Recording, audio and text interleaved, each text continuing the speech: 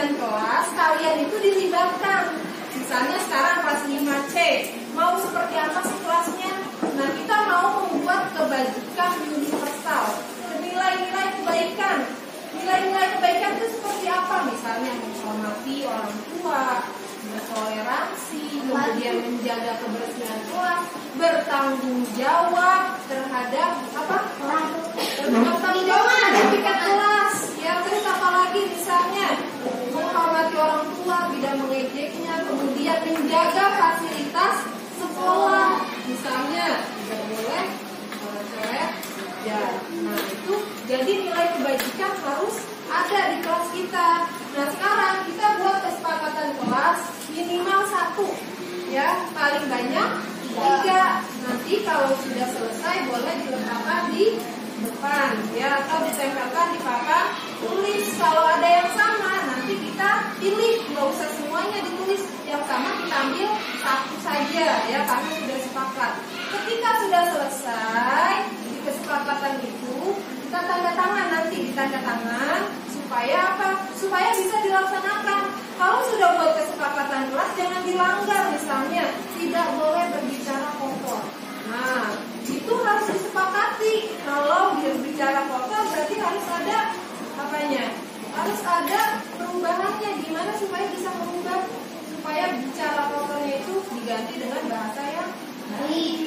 Karena coba deh, ibu mau tanya, berbicara kotor itu baik atau enggak sih? Tidak, karena itu namanya kebaikan universal. Orang juga udah tahu bahwa ngomong kotor atau berbicara kotor itu nggak bagus, ya kan? Kemudian itu mau tanya lagi, melawan guru itu bagus atau enggak? Nah, itu kan sebenarnya kebaikan yang orang udah tahu, itu melawan guru itu nggak baik. Nah, bagaimana caranya supaya nilai-nilai itu benar-benar kita terapkan di kelas? Nah, sekarang ibu minta ya, kalian siapa yang mau tulis pulpennya? Ya. Oke. Nanti kalian tulis minimal 1, boleh ya, yang berkaitan dengan kegiatan kelas kalian. Maunya apa? Boleh lagi.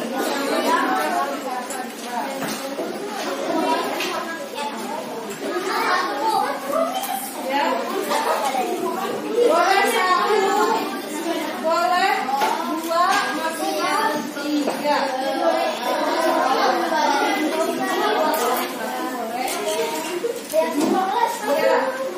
Kebaikan apa yang ingin kamu terapkan di kelas?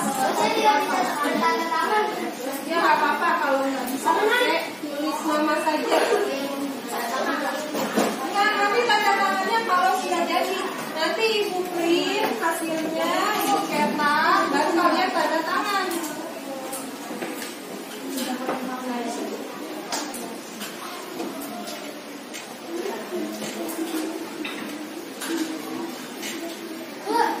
Ya? Kenapa ada pertanyaan? Ibu tulis dulu di sini ya, keyakinan kelas 5C.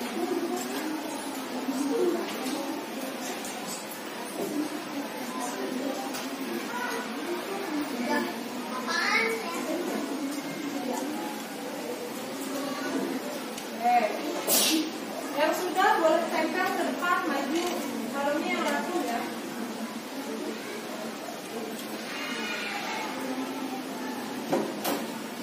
Nah, silakan tempel. Yang rapi itu.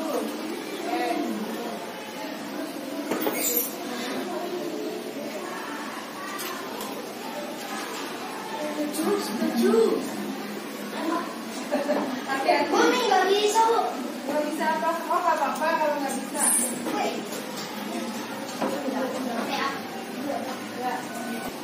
Ya, ini boleh dong.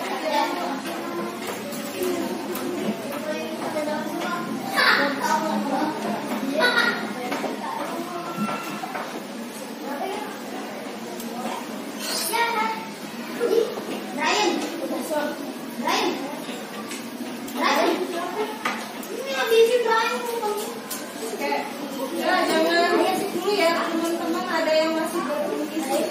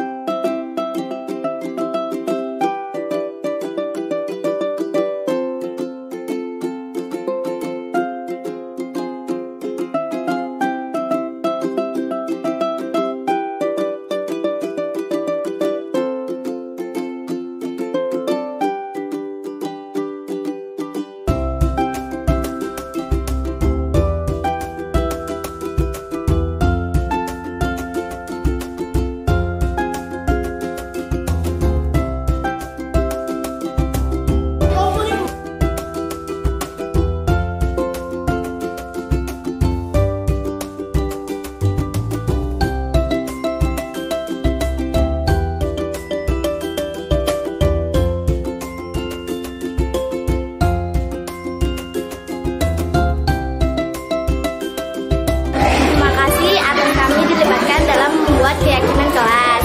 Kami di sini sangat senang karena bisa menulis semua keinginan kita. Jadi kelas bisa tertib. Terima kasih. Assalamualaikum warahmatullahi wabarakatuh. Alhamdulillahirabbil alamin wassalatu wassalamu ala asyrofil anbiya'i wal mursalin sayyidina Maulana Muhammad. Itu sudah dibangun maka harus diterapkan. Nah, jika mereka berhasil menerapkan apa yang sudah kita sepakati, itu adalah sebagai tolak ukur keberhasilan yang sudah kita sepakati.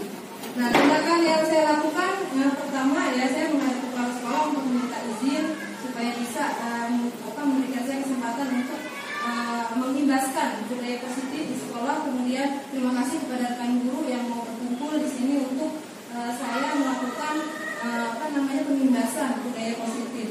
Kemudian nanti selanjutnya adalah saya akan berkoordinasi dan berkolaborasi dengan wali kelas untuk membuat keyakinan kelas di masing-masing kelas dan memantau, merefleksi dan mengevaluasi keyakinan kelas yang telah dibuat. Jadi setelah itu berjalan kita refleksi apakah efektif atau tidak.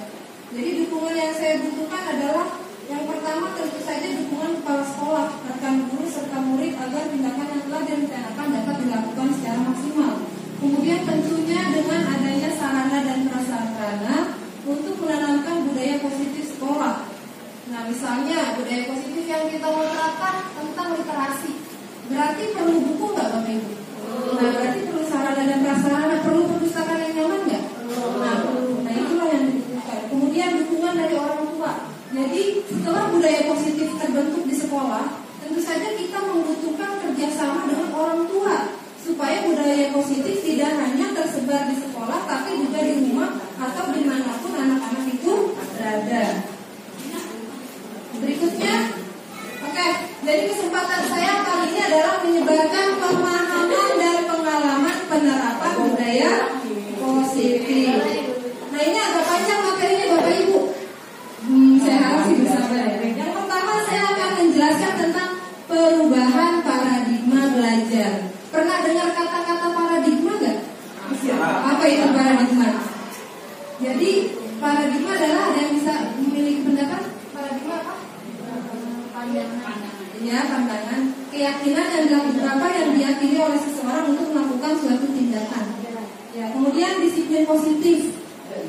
Ini akan saya jelaskan kebutuhan dasar manusia, motivasi perilaku manusia, posisi kontrol, restitusi, keyakinan kelas dan segitiga restitusi. Lumayan banyak ya Bapak Ibu. Yang pertama, pembelajaran dengan paradigma baru.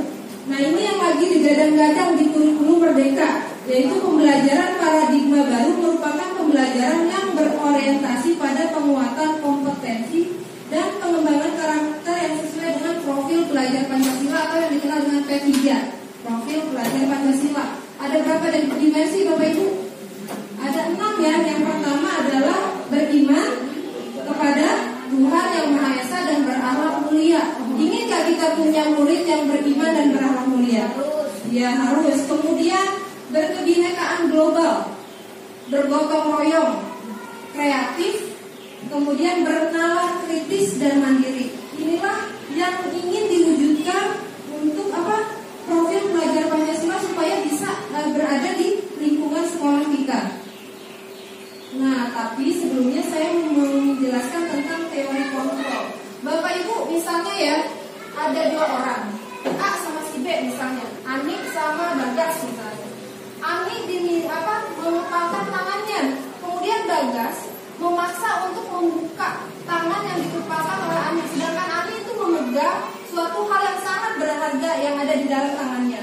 Dengan cara apapun, Bagas dengan merayu, membujuk, atau misalnya menghardik atau marah-marahin dia supaya Ani bisa membuka apa yang ada di tangan kepala si Ani. Kira-kira Ani bisa membuka, Ani akan membuka atau enggak kalau udah dihardik? Kira-kira nih, atau enggak kalau sudah dibujuk, atau enggak sudah dirayu, kira-kira apa yang di kepala tangan Ani itu akan terbuka atau enggak? Bisa jadi, bisa enggak ya? Nah, jadi kontrolnya itu ada di Ani apa ada di Bagas? Ada di Ani atau di Bagas? Ada di Ani. Ya, jadi kontrol itu yang memiliki adalah setiap individu, bukan orang lain. Keputusan dia untuk membuka tangan itu ada di keputusan Ani, bukan ada di keputusan Bagas. Nah, di sini terkadang saya sendiri khususnya selama ini sebelum menerima pelajaran modul 1.4, ini saya banyak kesalahan dalam pemahaman. Yang pertama, ilusi guru mengontrol murid. Kadang-kadang saya nih, khususnya sebagai guru, berpikir bahwa kita itu bisa mengontrol murid. Anak-anak kita suruh A, B, C, dia nurut aja. Kita berpikir bahwa dia sedang kita kontrol dan dia mau. Padahal dia sedang mengizinkan dirinya untuk dikontrol. Boleh jadi di kelas dia nurut, tapi pas di luar belum tentu dia taat aturan yang kita minta. Jadi kendali kontrolnya ada di anak itu sendiri, ya, bukan di guru. Kemudian ilusi bahwa semua penguatan positif, efektif dan bermanfaat. Biasanya ada guru membujuk sama muridnya. Nah, ayo nak, kalau kamu dapat nilai 100, ibu kasih 10.000 misalnya. Nah, itu bujukan itu ternyata bukan mengontrol murid, hanya bersifat sementara. Kalau misalnya besok nggak dikasih 10.000, apakah anak itu mau? Belum tentu. Iya, karena yang mengontrol adalah anak itu sendiri. Berikutnya ini juga, saya juga takut ya sebenarnya mengatakan ini karena saya juga pernah melakukannya, yaitu ilusi bahwa kritik dan membuat rasa bersalah mampu menguatkan karakter. Kadang-kadang saya misalnya sebagai guru mengkritik murid, tujuannya supaya memperbaiki karakter dia. Ternyata mengkritik itu adalah cara dia berpikir untuk menyalahkan dirinya sendiri.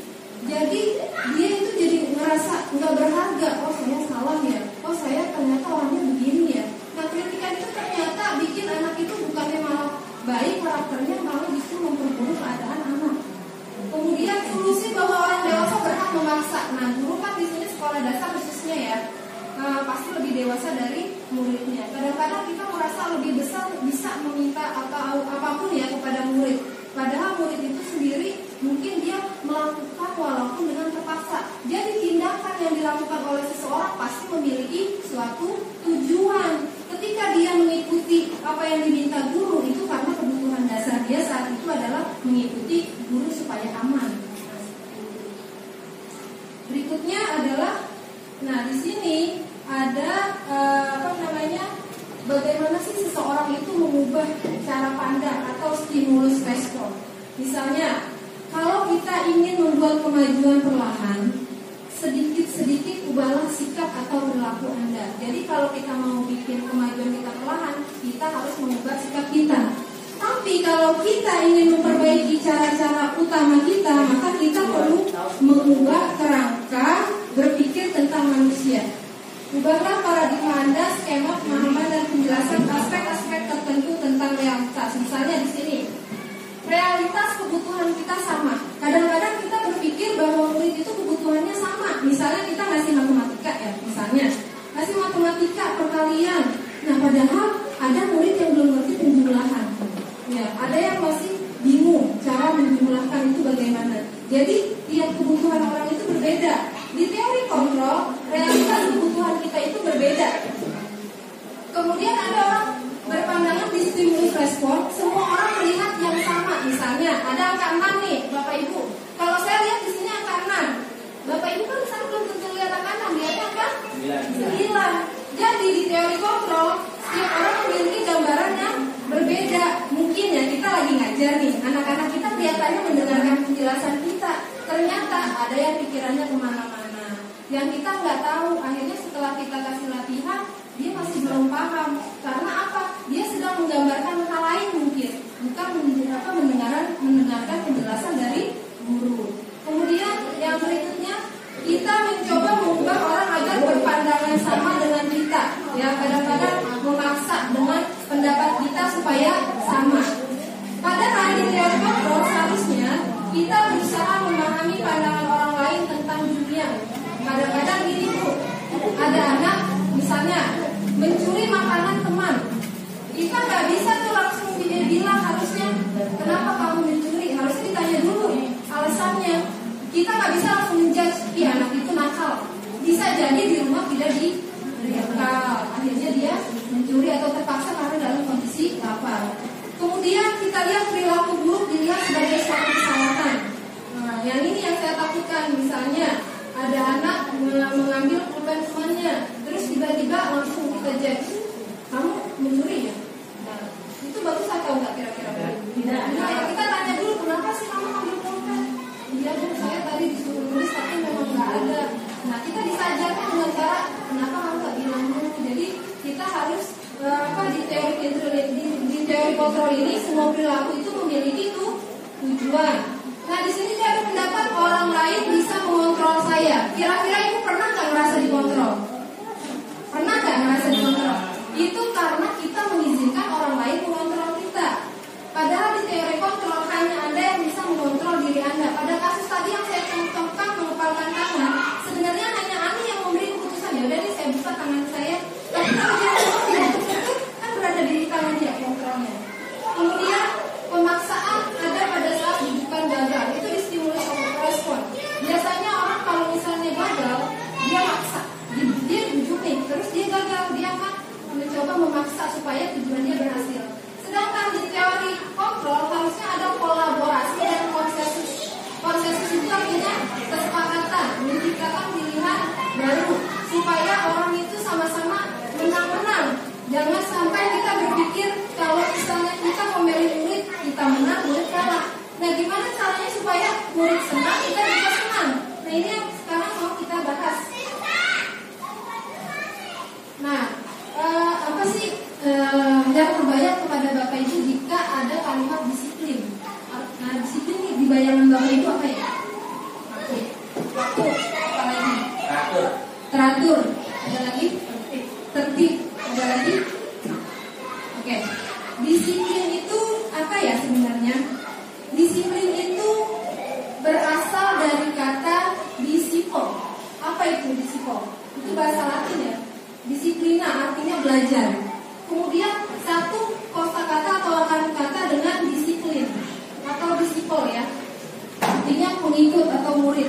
Jadi ketika murid belajar, dia harusnya mengetahui tujuan belajar dia hari ini apa. Yang namanya seorang murid belajar seharusnya dia mengetahui. Makanya seyogianya saya mungkin sebagai guru seharusnya tiap hari mencontohkan anak-anak kita hari ini mau belajar apa ya, supaya tujuannya itu jelas, supaya dia tahu, oh hari ini saya misalnya belajar tentang sifat-sifat cahaya, berarti saya pulang nanti bukannya bahwa ini tentang sifat-sifat cahaya. Supaya apa?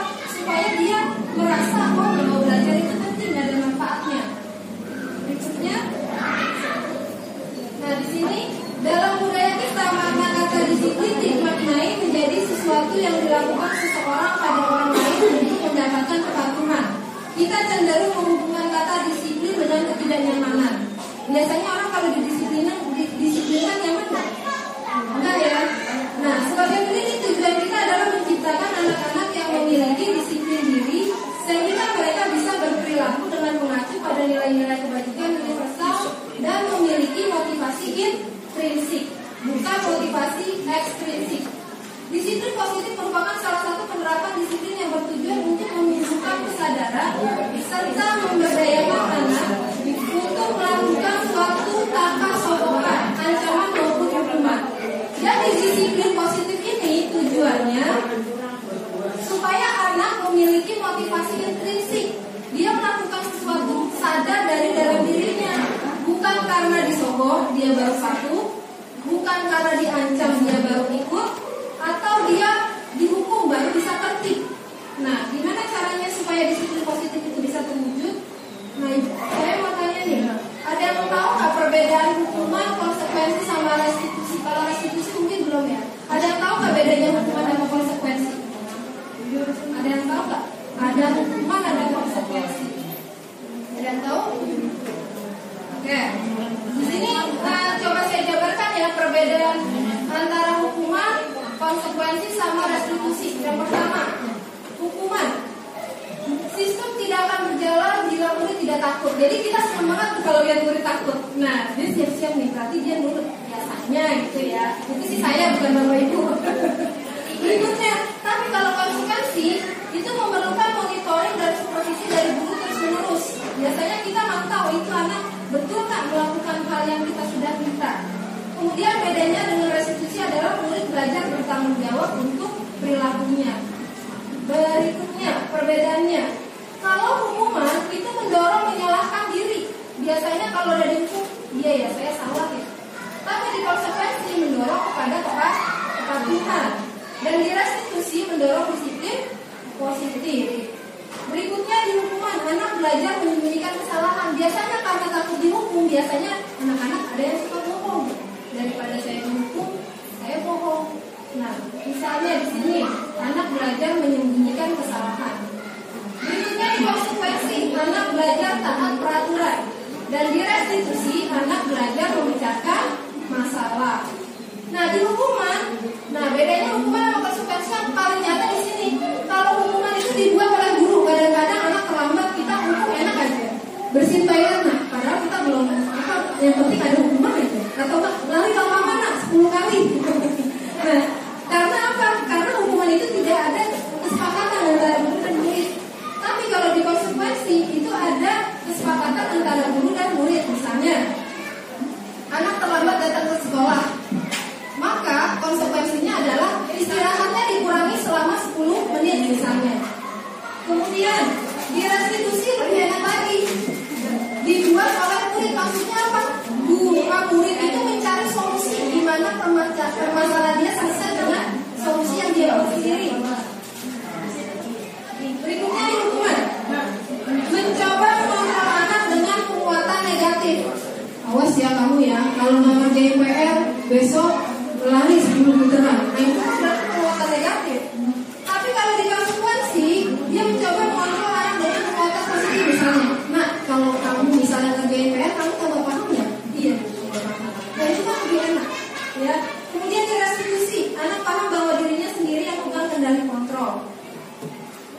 Nah, sekarang saya mau tanya nih, mencatat 100 kali di dalam buku kalimat saya jangan terlambat lagi karena terlambat ke sekolah. Ini hukuman atau konsekuensi? Yakin? Yakin? Kita lihat ya. Kita lihat ya. Ternyata jawabannya adalah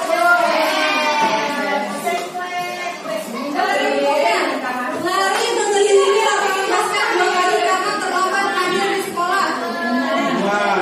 Hukuman ya? Kita lihat. Ternyata itu adalah berikutnya membersihkan coretan yang dibuatnya di meja tulis.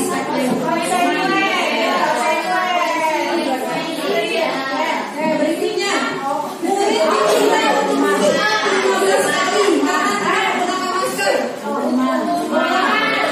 Ya, itu adalah hukuman. Berikutnya menggantikan kertas tulis yang tadi ada. Oh, ada pinter-pinter ya.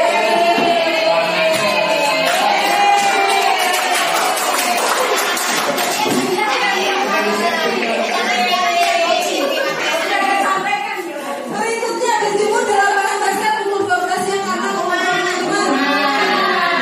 Ada yang pakai kayak gini nggak? Nggak ada ya.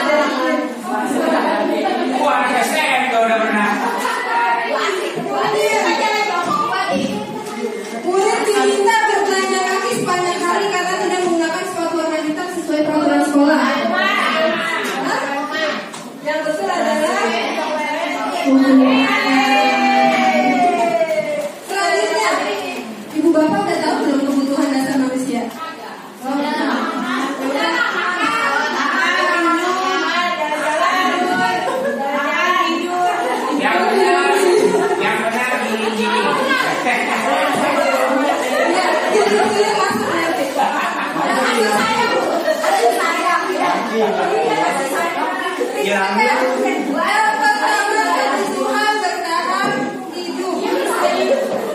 Yang kedua, kebutuhan kasih sayang dan rasa diterima. Pengen kasih sayang? Berikutnya, kebutuhan akan kekuasaan. Berikutnya, kebutuhan akan kebebasan. Dan kesenangan. Nah, ini ada kasus. Siapa yang mau baca? Ibu Angga guru kelas 2A ISD Pelangkaran sedang bingung menghadapi ulah salah satu murid di kelasnya. Beberapa anak di kelas 2A dikarenakan padanya dan meminta bekal makan siang. Mereka dinilai. Jika Anda menghadapi situasi seperti Anda, apa yang Anda lakukan? Menurut Anda, kira-kira apa alasan Doni melakukan? Ini ceritanya Doni kelakuannya dikelubin karena suka mencuri lintang. Coba kalau misalnya Doni jawabnya kayak gini, habis tuh saya lapar. Berarti kebutuhan apa yang belum terpenuhi? Kebutuhan bertahan hidup. Betul. Kemudian kalau Doni jawabnya gini, habis tuh lucu ketika saya ngambil bekalnya, itu anak-anak mukanya kayaknya seneng gitu saya melihatnya. Itu artinya kebutuhan apa? Kebutuhan kesenangan. Tapi kalau Doni bilangnya kayak gini, saya bosan habis mama saya bawain mie goreng terus tiap hari, berarti kebutuhan apa? Kurang kasih sayang. Kebutuhan apa ya?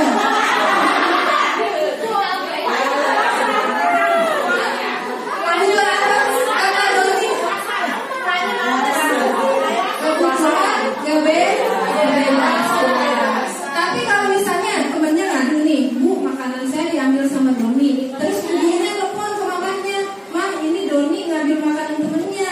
Terus mamanya datang ke sekolah. Berarti kebutuhan apa yang diperlukan oleh Doni? Iya, kebutuhan kasih sayang dan rasa diterima. Itu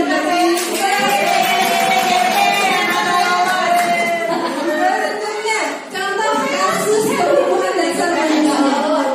Siapa yang mau baca nih? Oke, kamu belum banget sih. Ya, seorang anak kelas 3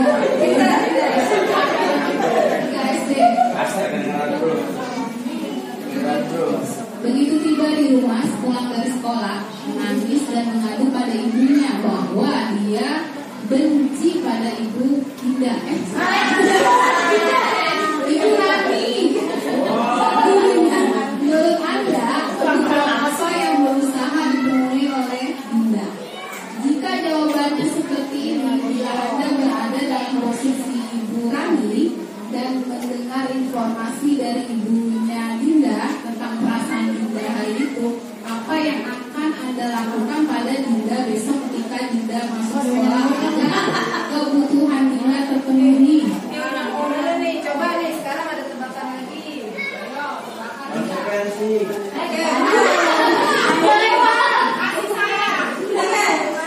Ini kata Dinda ya, ibu guru bilang aku tidak boleh bersenandung sewaktu mengerjakan tugas. Katanya kelas harus tenang, tidak ada suara. Kan nggak seru jadinya. Kebutuhan apa yang Dinda butuhkan?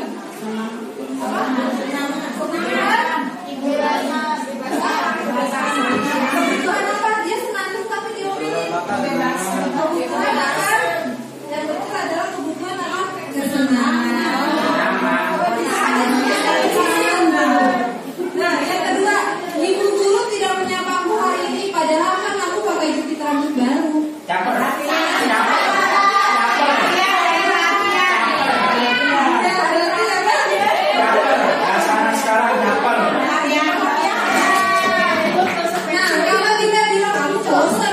Belajarnya cuma gitu-gitu aja, dengerin ibu guru aja. Kebutuhan apa yang dia inginkan? Kebutuhan? Iya, kebutuhan apa ya? Kebutuhan kebebasan. Ini keren-keren ya. Berikutnya, aku semua gambarku tidak rapi malah ibu guru menunjukkan ke teman-temanku di depan kelas. Kebutuhan apa? Ya, kebutuhan apa nih? Dia sebel, gambarnya dikasih dulu ke teman-temannya. Ayo.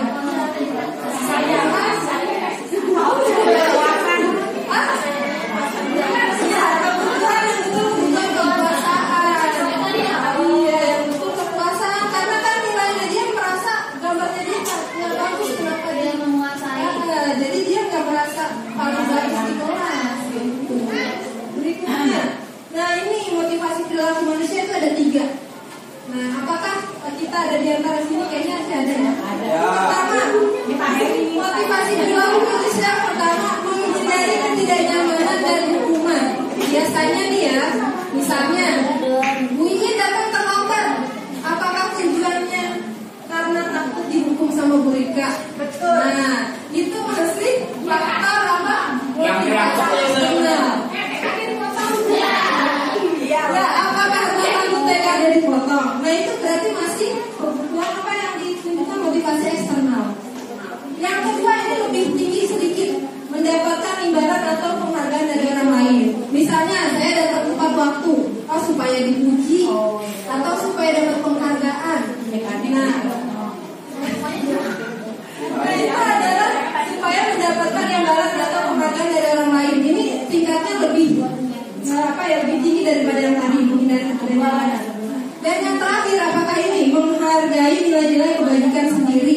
Artinya, kalau saya datang disiplin tepat waktu ke sekolah, supaya anak-anak saya itu mencontoh, supaya gurunya aja udah datang disiplin, berarti aku harus ngikutin dong. Apakah yang itu kita?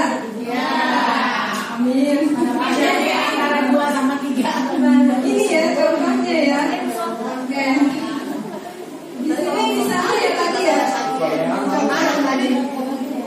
Nah sekarang ada contoh kasus. Siapa yang mau baca sekarang gantian? Pindah baca. Ayo, pindah baca. Apa iso? Contoh kasus, Ibu Anas, guru kelas 2 SD mendapatkan masalah. Murid-muridnya tidak bisa tertib berdiri antri di depan pintu kelas dan selalu berebutan masuk ke dalam kelas setelah jam istirahat usai. Ini tentunya sangat mengganggu proses pembelajaran di mana kelas tidak dapat mulai tepat waktu karena Ibu Anas sibuk menenangkan murid-muridnya untuk waktu cukup lama. Akhirnya, Bu Anas berpikir cepat dan mengandalkan stiker bintang. Setiap murid-muridnya akan masuk kelas usai jam istirahat. Bu Anas akan mengiming-imingi murid-muridnya dengan stiker bintang. Siapa yang dapat berdiri lurus dan berbaris rapi, antri di depan pintu, dapat bintang dari Bu Anas. Banyak juga.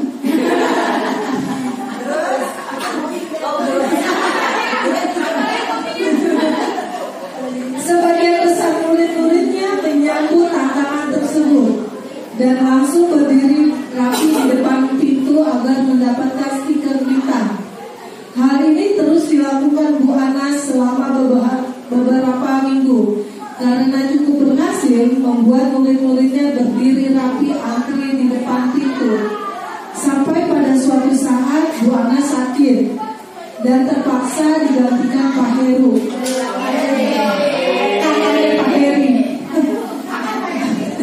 Pak Heru tidak mengetahui tentang stiker bintang dan benar saja pada saat masuk ke kelas usai jam istirahat, murid-murid kelas 2 kembali berebutan masuk kelas.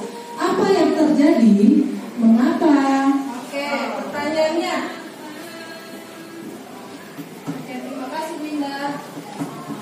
Apa motivasi murid-murid kelas 2 untuk bersedia berdiri antri sebelum masuk kelas? Iya, motivasinya adalah penghargaan. Kemudian adakah cara lain agar murid-murid kelas 2 bersedia antri di depan kelas tanpa diberi penghargaan stiker? Kayak gimana misalnya? Silakan. Kayak gimana nih supaya tanpa stiker pun anak-anak bisa antri dan dapat tambahan nilai. Tambahan nilai. Berarti penghargaan. Dapat apa?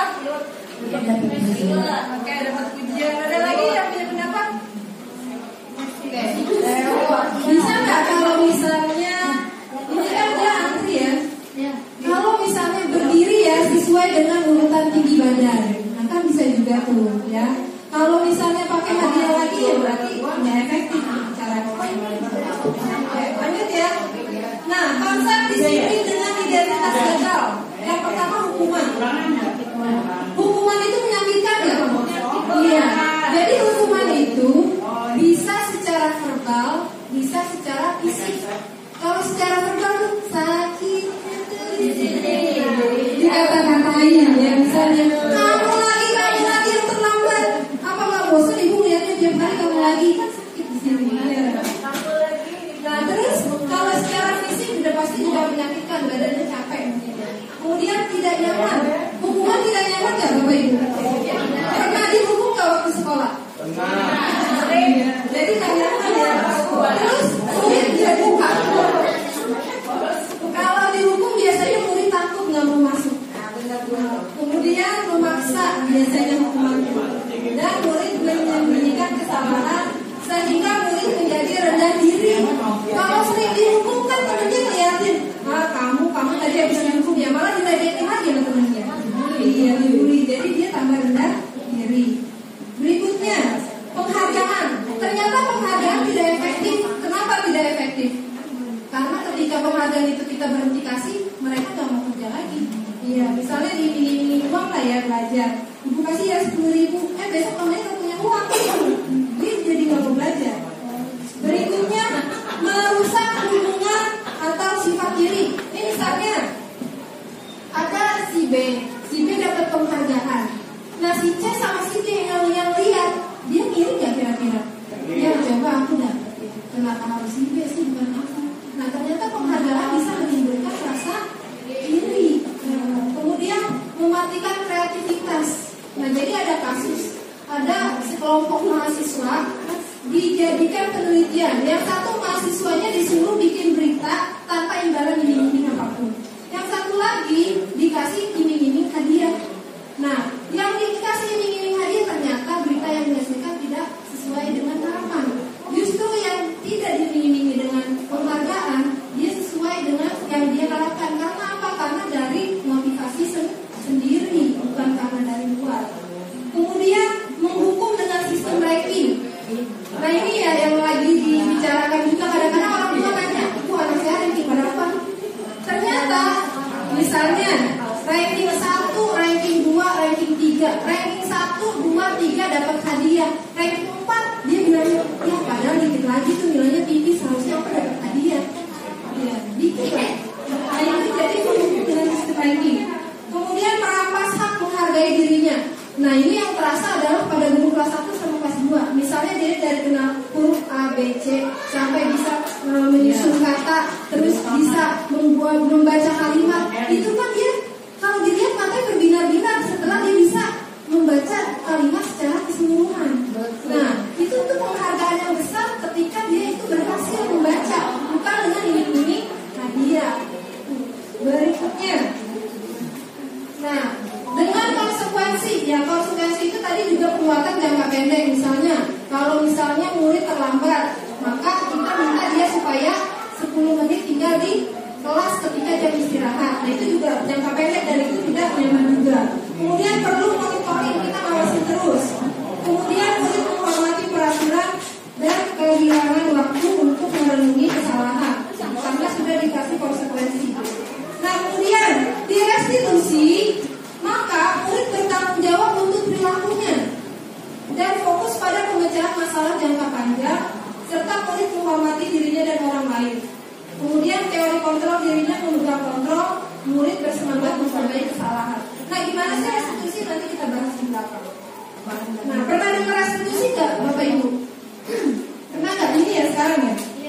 Iya, restitusi adalah proses menciptakan kondisi bagi murid untuk memperbaiki kesalahan mereka sehingga mereka bisa kembali pada kelompok mereka dengan karakter yang lebih kuat. Artinya ketika murid sudah melakukan kesalahan, dia masih tetap diterima sama kelompoknya, gimana caranya? Jadi bukan malah dikatain, bukan ya. Kemudian ciri-ciri restitusi, pertama, bukan menebus kesalahan namun belajar dari kesalahan. Kemudian memperbaiki hubungan, tawaran bukan paksaan. Menuntut untuk melihat ke dalam diri, mencari kebutuhan dasar yang mendasari tindakan dan fokus pada karakter, bukan tindakan, serta menguatkan dan fokus pada solusi. Penasaran nggak sama restitusi? Penasaran. Iya. Misalnya di sini hukuman ya, contoh hukuman. Guru menghukum siswa tersebut hormat bendera selama 10 menit. Kemudian konsekuensi di sini guru memberikan konsekuensi untuk tetap berada di kelas saat istirahat tadi ya, untuk mengerjakan ketinggalan pelajaran di kelas. Kemudian di konsekuensi guru tegas dan siswa menghormati peraturan. Di restitusi guru menanyakan keyakinan kelas dirinya dan membantu siswa menyelesaikan masalahnya. Dan guru terbuka dan siswa menghormati dirinya dan orang lain. Nah 5 posisi kontrol. Kita ada di posisi kontrol mana ya Bapak Ibu? Yang pertama, pernah lihat Nobita dihukum sama gurunya? Teriaknya di sini. Posisi penghukum. Nah, Nobita gitu kan ya biasanya ya. Kalau kita ya dia. Kemudian ada posisi pembuat rasa bersalah. Nah ini pembuat rasa bersalah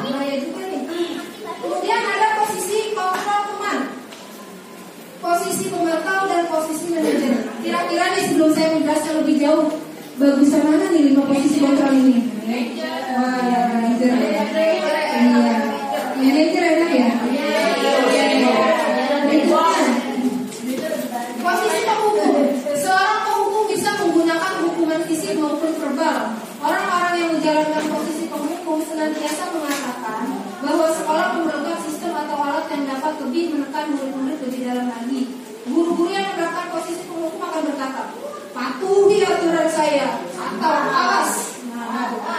Kamu selalu saja salah, selalu, pasti selalu yang terakhir selesai. Nah, itu penghukum. Guru seperti ini senantiasa percaya hanya ada satu cara agar pembelajaran bisa berhasil, yaitu dengan caranya dia, yaitu menghukum.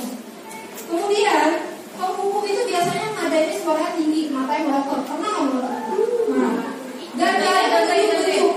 Hah? Artinya Kalau bidangnya dia berarti apa nih? Restitusi atau hukum? Bantai. terus terlambat lagi, pasti terlambat lagi, selalu datang kemana? Pasti bisa datang tepat waktu. Nah, sekarang tanyakan kepada diri Anda, bagaimana sih perasaan murid bila guru berbicara seperti itu pada saat muridnya datang terlambat? Takut? Sedih nggak sih jadi muridnya?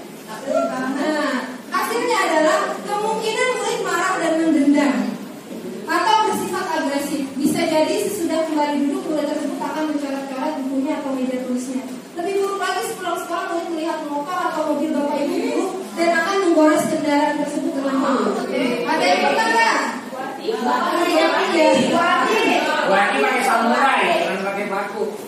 Nah, ini posisi pembuat merasa bersalah. Pada posisi ini biasanya guru akan bersuara lebih lembut. Jangan-jangan saya ini. Pembuat rasa bersalah akan menggunakan keheningan yang membuat orang lain merasa tidak nyaman, bersalah atau rendah diri. Kata-kata yang keluar dengan lembut akan seperti, ibu sangat kecewa sekali dengan kamu. Berapa kali bapak harus memberitahu kamu ya? Gimana coba kalau orang tua kamu tahu berbuat begini? Di posisi ini murid akan memiliki penilaian diri yang buruk tentang diri mereka.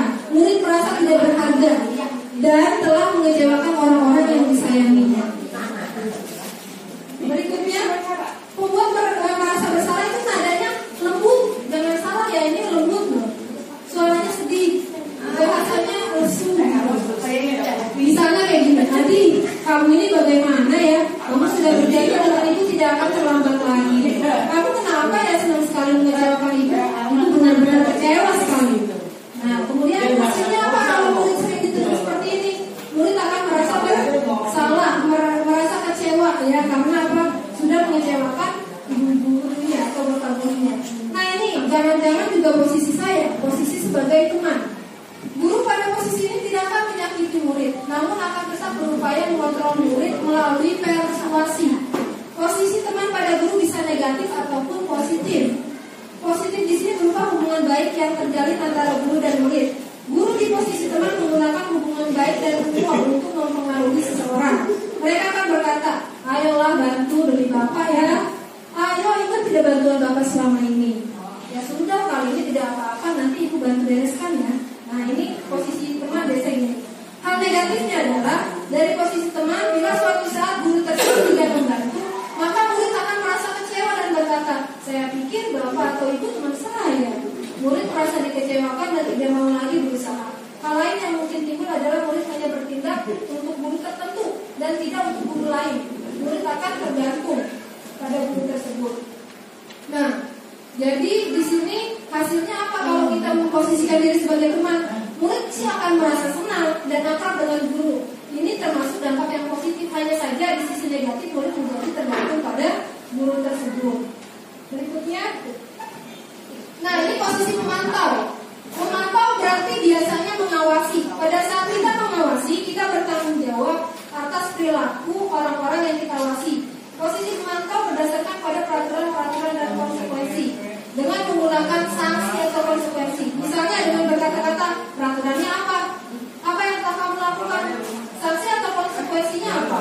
Nah, seorang memantau sama dengan dapat perhitungan, catatan, data yang dapat digunakan sebagai bukti atas perilaku seseorang.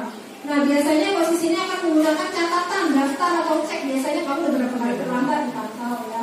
Posisi memantau sendiri berawal dari teori stimulus respon yang menunjukkan tanggung jawab guru dalam mengontrol murid. Nah, di sini biasanya ada percakapan seperti ini. Tadi tahukah kamu jam berapa kita memulai? Tahu Pak. Kamu terlambat 15 menit. Apakah kamu sudah mengerti konsekuensi yang harus dilakukan bila terlambat? Paham Pak. Saya harus tinggal di kelas pada jam istirahat. Nanti dalam mengerjakan tugas kita saran saya. Iya benar, nanti pada saat jam istirahat kamu harus kembali kelas untuk menyelesaikan tugas yang tertinggal. Saya tunggu. Nah, itu. Bagaimana perasaan murid diperlakukan seperti ini? Murid mengalami konsekuensi di posisi pemantau yang harus dijalankan karena telah melanggar salah satu peraturan sekolah. Guru tidak menunjukkan suatu emosi yang berlebihan, menjadi marah atau membuat merasa berbuat salah. Murid tetap dibuat tidak nyaman, yaitu dengan harus tinggal kelas. Pada waktu jam istirahat dan mengerjakan tugas, guru tetap harus memantau murid pada saat mengerjakan tugas di jam istirahat karena murid tidak bisa ditinggal seorang diri karena terus dipantau. Nah, ini posisi yang harusnya kita miliki, yaitu posisi manajer. Yang pertama, berbuat sesuatu bersama dengan murid, mempersilahkan murid mempertanggungjawabkan perilakunya dan mendukung murid agar dapat menemukan solusi atas permasalahannya sendiri. Manajer itu biasanya nadanya suaranya tulus, bahasa tubuhnya tidak kaku dan mendekat pada murid. Nah, di sini contoh kasus ya yang akan saya tunjukkan sebuah video di sini. Oke, ada posisi apa? 5 posisi kontrol. Nah, ini sebentar ya, posisi kontrol. Nah, ibu bapak kira-kira dari 5 posisi kontrol itu kira-kira udah melakukan posisi kontrol yang mana? Yang mana ya? Semua ya. Oke, kita tonton ya.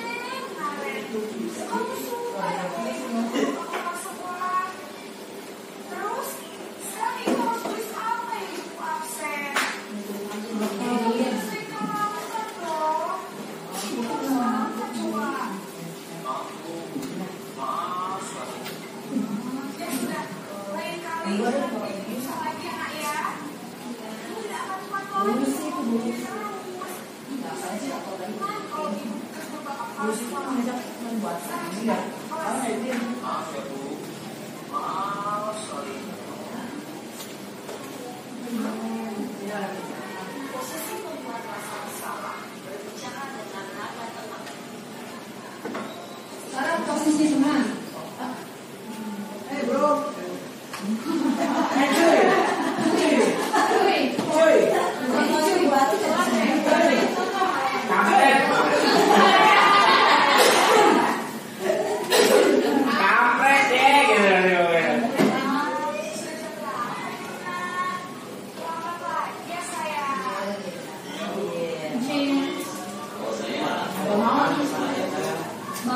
Kenapa lu?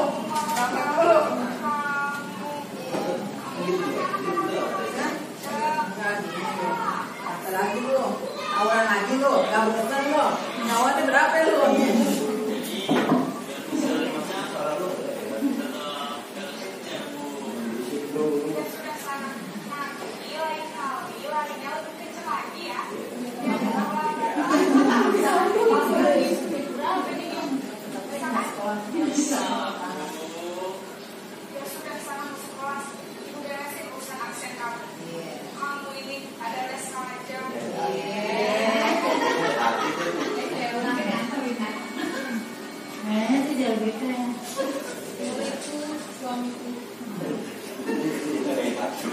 Itu ada itu kejadian. Ada. Kejadian nggak jauh dari sini.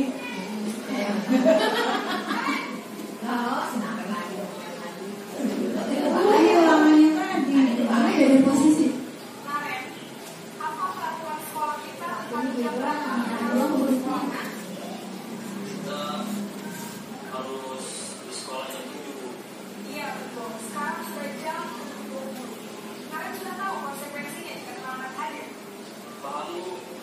Saya harus tinggal kelas pas jam istirahat. Jadi nanti jam 9.30 pas istirahat, kamu harus tinggal di kelas, kerjakan tugas lapangan untuk ketinggalan kamu, ya?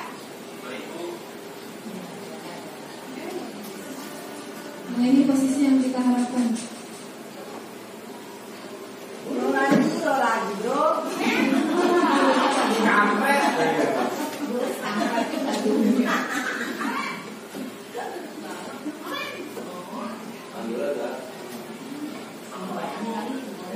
Selamat pagi, Naren. Maaf, Bu. Saya terlambat. Iya, sekolah masuknya jam 7, sekarang sudah jam 7.20. Jadi sekarang bagaimana ya, Naren? Maaf, Bu. Saya lupa soal tes malam. Baiklah, kira-kira sekolah yang mana yang kamu tinggalkan? Menghargai diri sendiri dan orang lain tidak. Jadi, apakah Naren biasa saling menghargai Ibu, saya meyakininya. apakah Naren bersedia memperbaiki masalah keluarga tadi? Iya, Bu. Bagaimana kamu akan memperbaiki masalah keluarga tadi? Saya akan coba untuk tidak lupa menyesal alam saya. Baik, kalau Naren lupa mengenal alamat di rumah, ada orang yang kira-kira bisa bantu mengingatkan tidak? Ada, Bu. Anak saya, Aima. Adalah selain KM. Selain Aima, Emak. ada Kayak mah ada emak, kayak mah ada emak.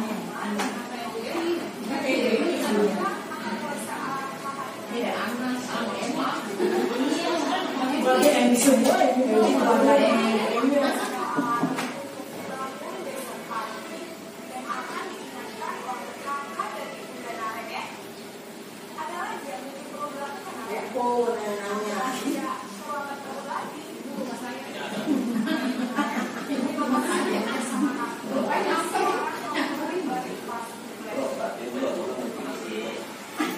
Oke, terima kasih. Sekarang yuk kita coba. Kalimat saya kecewa sekali dengan kamu di posisi mana itu? Apakah membuat orang merasa bersalah? Adalah bersalah atau pengagum? Orang merasa bersalah. Iya, pembuat orang merasa bersalah. Oke, betul ya. Berikutnya, ibu kejar aku karena ibu guru sayang aku. Oke, kebebasan, cinta dan kasih sayang, kesenangan atau penguasaan? Mana? Bagaimana kebutuhan yang diperlukan?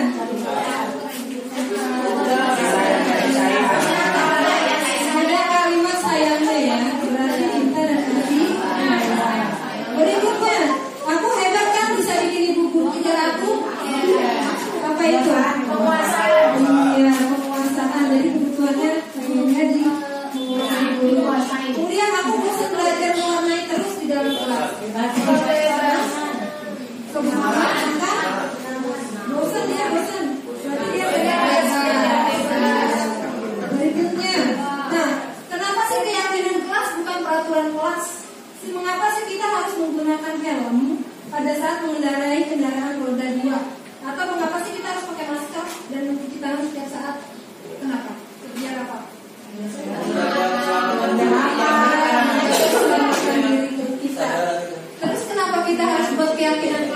peraturan kelas. Bedanya apa? Ayo, yang tahu nggak kenapa sih kita bikin keyakinan kelas? Keyakinan. Kalau keyakinan, Keyakinan doang.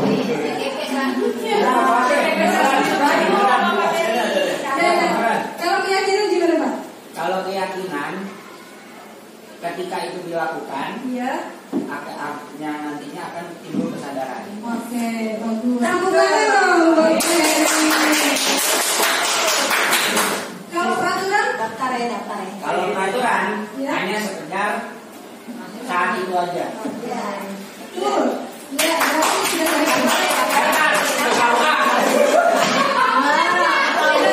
betul, jadi ini yang ingin kita ciptakan ya, kenapa kita buat keyakinan? Supaya anak-anak sadar akan pentingnya tentang apa? Tentang aturan yang sudah dibuat. Misalnya di sini ya. Di sini kemarin saya melakukan diskusi tentang peraturan. Kemudian merumuskan peraturan menjadi keyakinan. Jadi di sini saya minta anak-anak untuk keyakinan kelas apa sih yang kita tentukan. Ternyata di kelas saya suka mengejek orang tua. Jadi saya tanya ke anak-anak gimana caranya? Ya menghormati menghormati orang lain. Nah itulah yang namanya keyakinan. Kemudian apalagi kadang-kadang suka berkata kotor. Nah terus gimana solusinya? Gimana Bu kalau misalnya harus berkata-kata baik? Nah itulah yang namanya nilai keyakinan. Jadi ketika kita ajak diskusi anak kemudian mereka sadar, itulah yang kadang memperkuat diri atau motivasi dari dalam diri anak sehingga peraturan bisa berjalan dengan baik. Nah dari situ kemudian saya buat kesepakatan anak-anak dan ditempel keyakinan kelasnya ya di tempat-tempat yang gampang dijangkau oleh anak-anak. Nah di sini slide yang saya buat, di sini saya ikutin ya. Nah, di sini saya cara bikin ini ada semua. Nah di sini kenal keyakinan kelas itu pertama lebih abstrak sifatnya. Kemudian berupa pernyataan universal seperti yang tadi. Misalnya, gimana nih anak-anak kita dengan kelas kita harus jaga kebersihan kelas, kita ganti dengan kalimat menjaga kebersihan kelas dan lingkungan sekolah. Nah, itu jadi lebih umum. Kemudian sedikit saja agar mudah diingat, jadi nggak usah banyak-banyak ya, supaya bisa terlaksana. Kemudian sesuai dengan kondisi kelas dan sekolah agar mudah diterapkan. Biasanya yang dilanggar apa kita ajak diskusi dan bisa kita terapkan. Kemudian semua orang kelas sekolah dilibatkan saat membuat, jadi mereka merasa dianggap. Nah inilah cara segitiga restitusi yang bisa kita lakukan. Yang pertama menstabilkan identitas. Misalnya setiap orang pasti pernah melakukan kesalahan. Ini ada anak melakukan kesalahan, kita bilang ke anak supaya anak nggak langsung takut kan kita. Ya setiap orang pasti pernah melakukan kesalahan. Ibu juga pernah kok kan melakukan kesalahan. Jadi dia lebih agak tenang. Kemudian ada kalimat juga kamu bukan satu-satunya yang pernah melakukan ini. Dalilnya juga ya. Kemudian yang kedua, dalilnya apa Pak? Apa dalilnya? Al-insanu ma'al watawal. Iya betul, al-insanu. Ya dan lupa.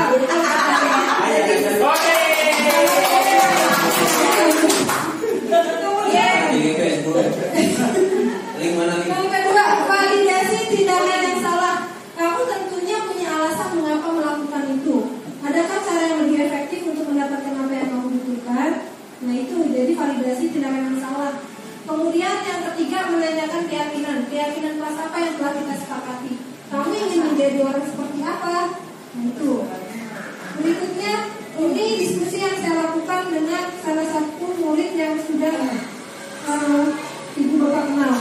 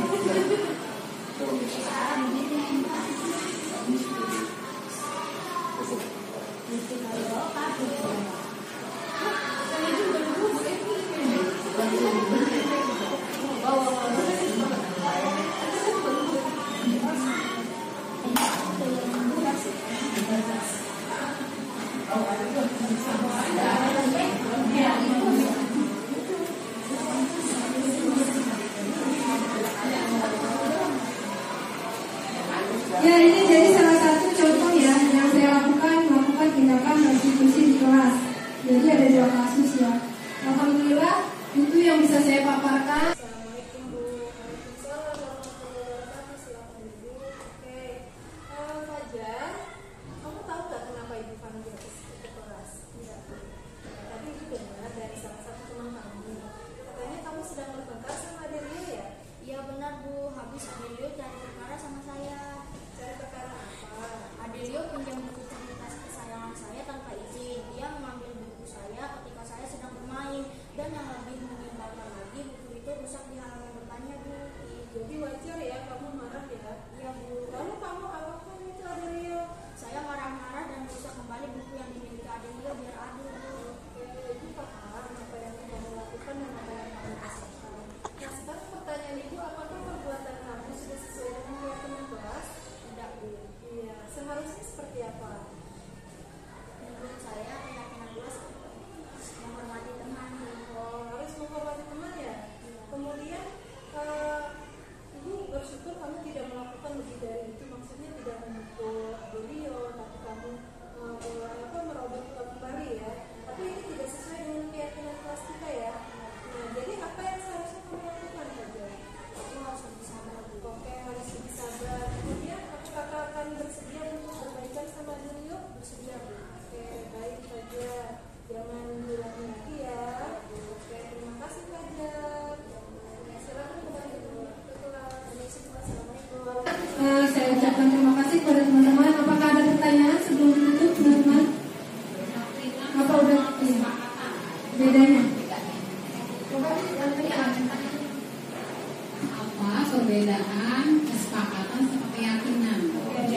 ada yang bisa bantu jawab Bu Ati? Apa bedanya keyakinan sama kesepakatan? Jangan CGP. Kayaknya Pak Heri Lah, saya dilempar. yang pakai nanti sekolah. Ada dalilnya Pak Heri, Ada dalilnya itu, ada dalilnya.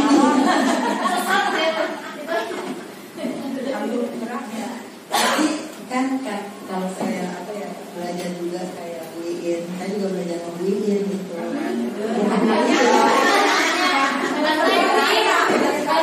Sambil dengerin sambil ngetik gitu ya. Kalau keyakinan itu, jadi pada saat kita melakukan sesuatu kita udah paham konsekuensinya gitu. Jadi secara nggak langsung pada saat kita akan berbuat kesalahan kita mikir gitu. Jadi nanti konsekuensinya kembali lagi ke kita gitu. Jadi kalau kesepakatan itu kan hasil dari beberapa buah pendapat ya dari sekelompok orang yang nantinya akan membuat sebuah statement dari kelas tersebut. Nah disitulah dari kesepakatan kelas akan bergulir menjadi sebuah perubahan yang membudaya yang disebut dengan keyakinan. Itu sih ya.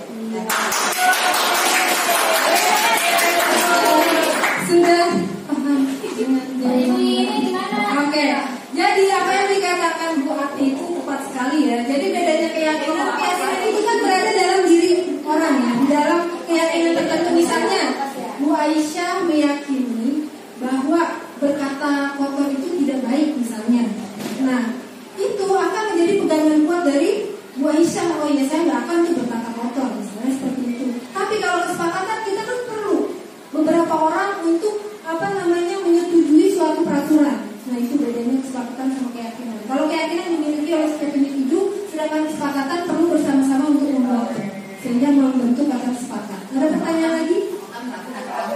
Iya betul. Apakah rame-rame? Aslinya rame-rame. Ya. Silakan Pak Baik. Ada pertanyaan lagi? Mungkin saya menambahkan. Iya silakan. Kalau keyakinan itu menurut saya adalah kalau menurut saya keyakinan kelas itu ya itu tumbuh karena juga pengalaman anak tersebut ya baik di lingkungan keluarga atau masyarakat. Jadi menerapkan kesadaran itu sebenarnya juga tergantung lingkungan. Jadi sebenarnya pengalaman yang dilihat keseharian. Oke, Tepuk tangan buat Bapak Ibu.